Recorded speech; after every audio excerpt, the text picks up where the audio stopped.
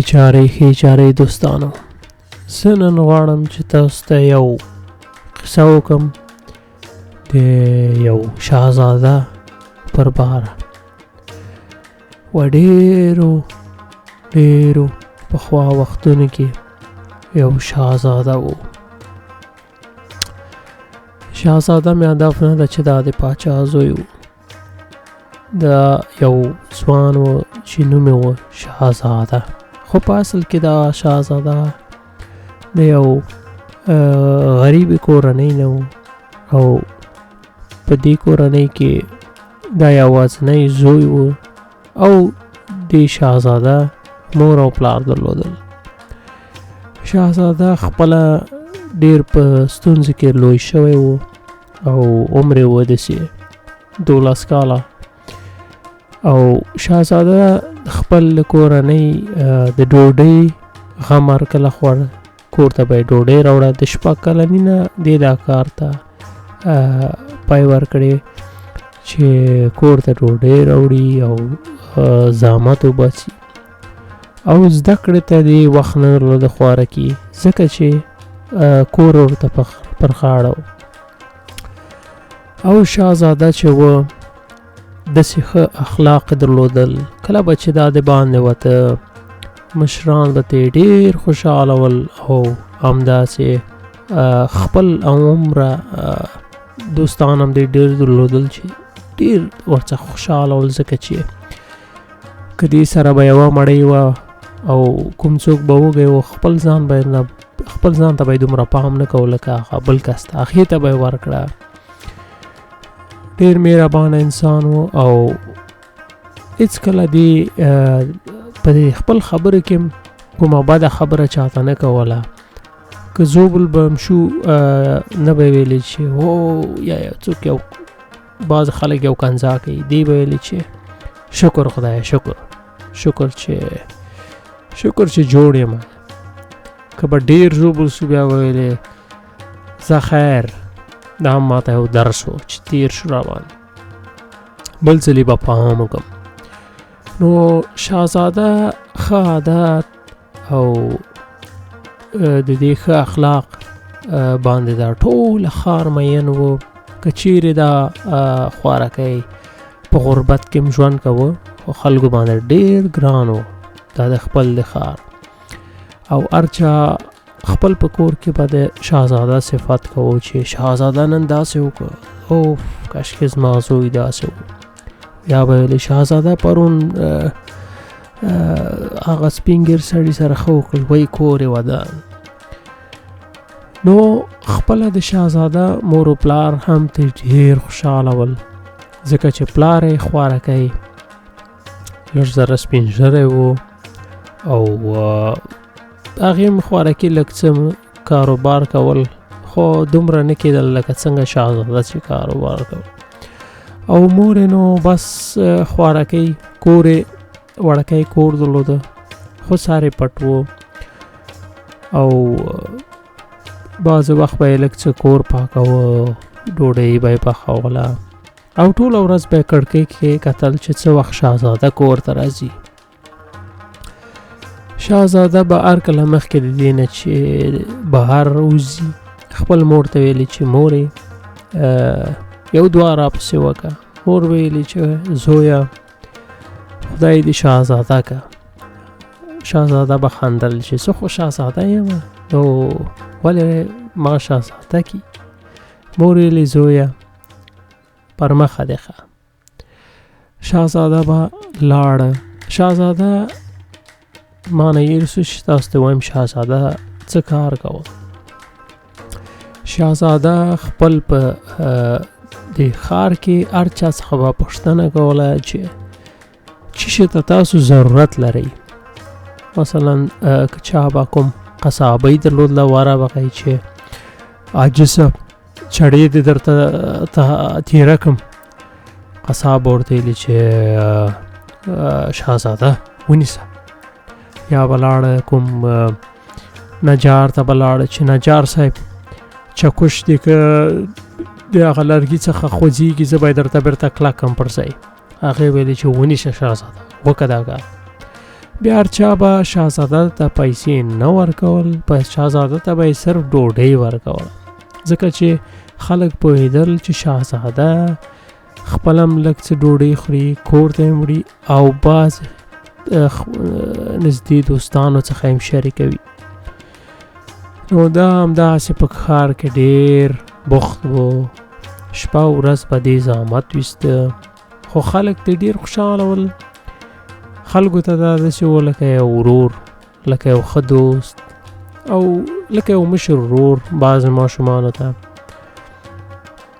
څوک به که په غوسه ول ماشومانو کې وره به ښایي او مچه به یې ورکړه، به ویلې چې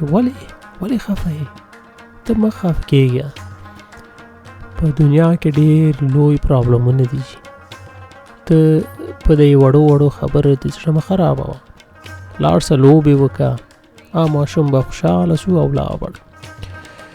خو خپله شهزاده په زړه کې یو لوی ارمان و. شهزاده غوښتل چې خپل په ژوند کې دا د ټوله دنیا وویني، خپل په سترګو، او دی به هر کله دا راز ځان سره ډېر ښه ساته. هېڅکله به یې چاته نه ویلې چې د دې راز د ژوند شی ده، چې یعنې د دې راز شی ده چې غواړي، څه امید لري داسې. نو هر چا به خپل ستونزې شهزاده ته ویلې چې شهزاده دلته راسه، پرون ورځ مې کور کې لږ څه پرابلم وشول،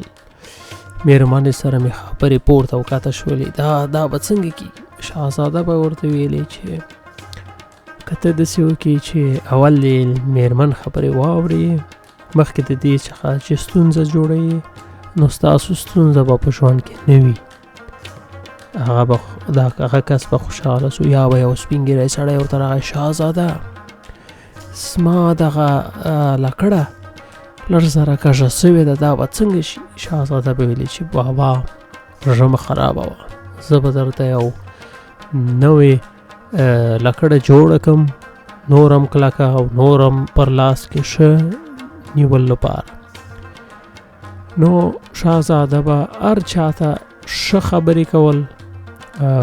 او ښه وخت به خلکو سره تېروه په خوږو خبرو خپل.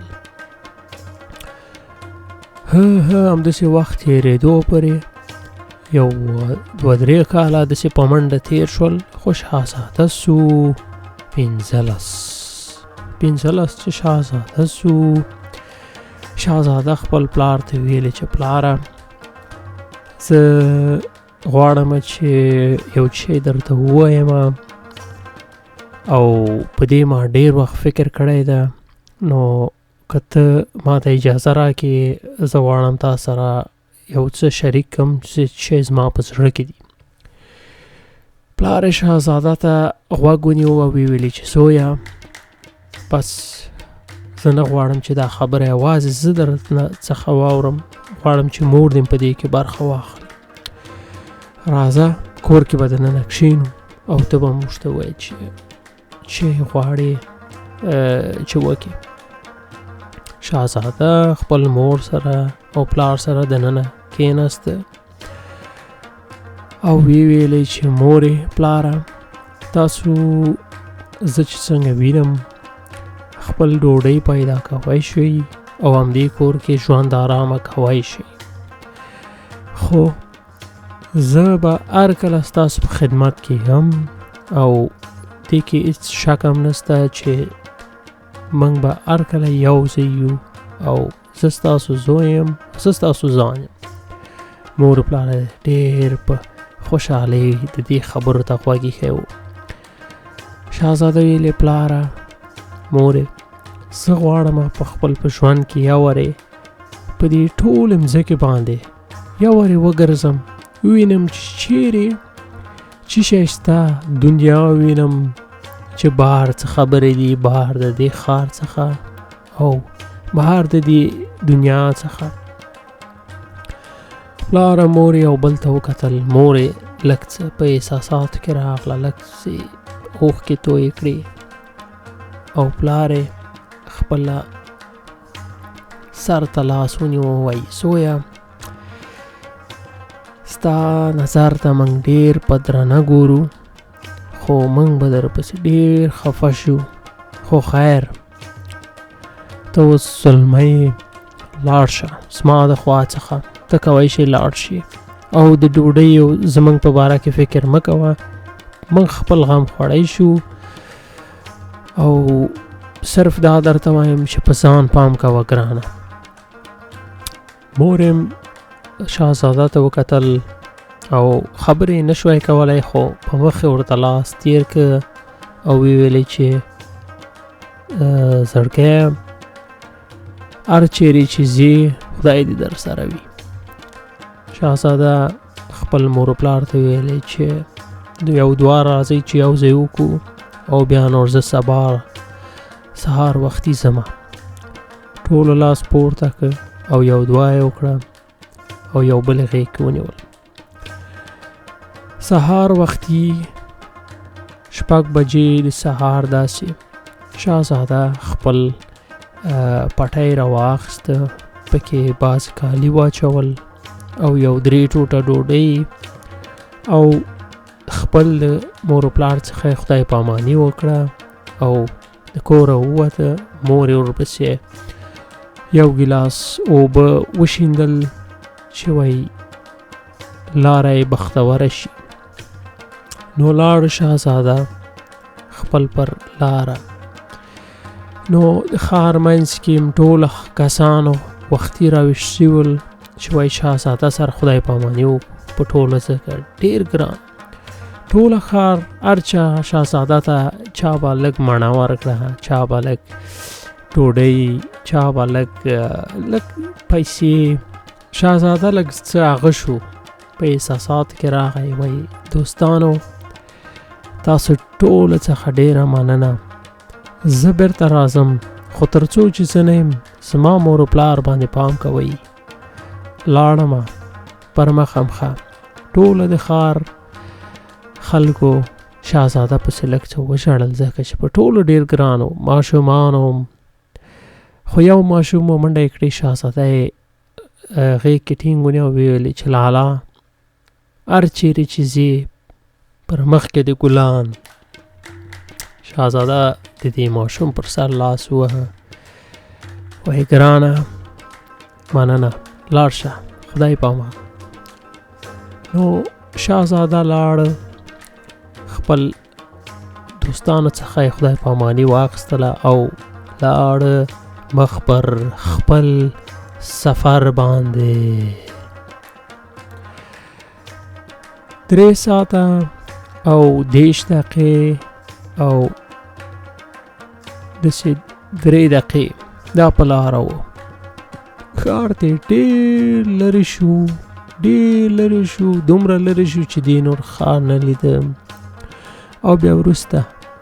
هغه خپله منطقه یې څخه هم ډېر لرې شو چې خپله منطقه یې نور نه لیدله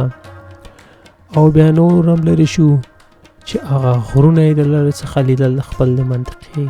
او بیا لږ نور هم چې لرې شو داسې یو 5 ساعته بعد هغه منطقې څخه دومره لرې شو چې نور هغه هېڅ نه معلومېدله او دا بیخي یوازې و او مازدیګر راغی یو 2 ساعته بعد مازدیګر د نو او شهزاده یو چیرې داسې پام وکړو چې داسې یو ځای پیدا کړي چې کښېني او لږ څه ډوډۍ وخوري او لږ اوبه او بیرته هم داسې لاړ شي نو شهزاده یوه ونه د لرې څخه ولیدله چې همداسې ښه لویه ونه وه او لاندې پاک ځای و لاړ شهزاده د هماغه ونې لاندې کښېنسته او خپل پټو یې خلاص کړ او یوه ډوډۍ راواخیستله او لږ څه اوبه یوه مړۍ یې کوله او لږ اوبه یې ورسره ووڅکل چې ګوري د لرې څخه یو اس د ډېر همداسې په سرعت څښلي اس نو همداسې څښلي د دې مخه څخه همداسې تېر شو لکه یو موټر یو اس وه شهزاده وکتل چې څه خبره ده چې یو دوه درې دقیقې بعد ګوري چې یو درې نور آسان همداسې منډې وهي همداسې تېر شو. د دې د مخه څخه دا شهزاده خپل ډوډۍ خوړله ځکه چې وږی و، خو پام یې و چې څه خبره ده. د آسان تېر شول او دې نو د آسان ته پام ده چې شاته ګوري چې د لرې څخه یو بل آس هم ده، هغه هم تېر راغی او داسې تېر شو. دې نو کتل او خپل دا پټوي زر ټول کړ چې دا وایي څه خبره ده، ځای ورېږه په پښو ودرېږم وګورم لږ لرې ولې دا آسان داسې بیرېدلي. شهزاده چې داسې ګوري چې په د آسانو پسې یو حیوان منډې والې چې نه پړانګ و او نه لیوه و او نه خرس و، یو حیوان و چې هم په څلورو منډې وهلی شوی او هم په دوه، او ډېر د دې شهزاده نه څخه بس یو متر نور هم لوړ و. خپله شهزاده و 2 متره. هغه وخت کې چې دا قصه روانه ده، شهزاده په وخت کې هر کس ډېر لوړ قدونه درلودل، خو دا حیوان رقم ته شهزاده ولید دا 3 متره و. دا شی راغی شهزاده ته ودرېدې چې مخامخ